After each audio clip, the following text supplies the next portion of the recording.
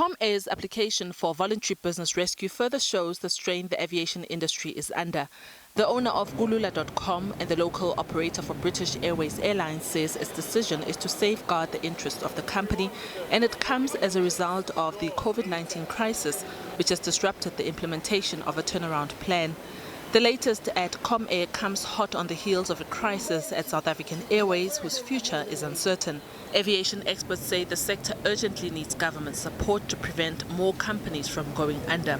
It's really tragic at the moment that there are going to be jobs lost in this sector. You know, just to put things into perspective, in South Africa at the moment, as a direct result of the COVID-19 crisis, we're going to see 14.5 million fewer passenger journeys taking place in the country this year. That's a loss of about $3 billion US dollars in revenue for the airlines in the country.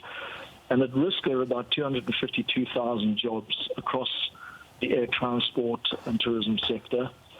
And together they represent about $5 billion US dollars in contribution to our economy.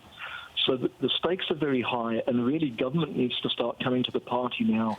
A recent global data survey shows that consumer uncertainty is one of the greatest barriers facing the travel industry.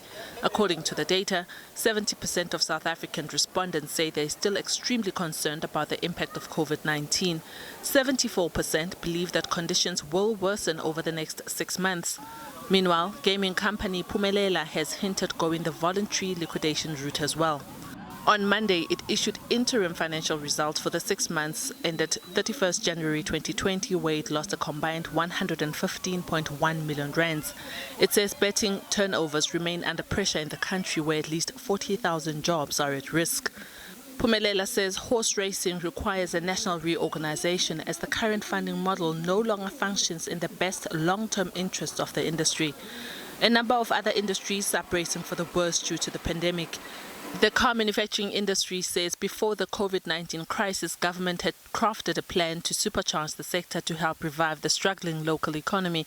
But the sector too has been brought to its knees. So is the construction sector, that is expected to be catastrophic in impact, with estimates that up to 140,000 formal jobs could be lost as activity levels nosedive.